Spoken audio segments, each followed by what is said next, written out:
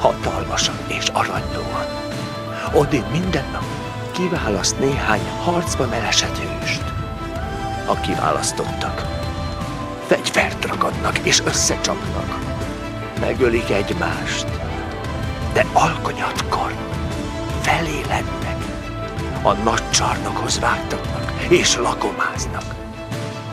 A tető pajzsokból készült, a gerendák láncsákból. A lócákon páncélingek hevernek. Egy farkas őrzi a nyugati kaput, és felette egy sas köröz. A csarnoknak 540 ajtaja van, és amikor a Ragnarök eljön, 800 harcos masírozik ki mindegyik ajtón, egymásnak válvetve.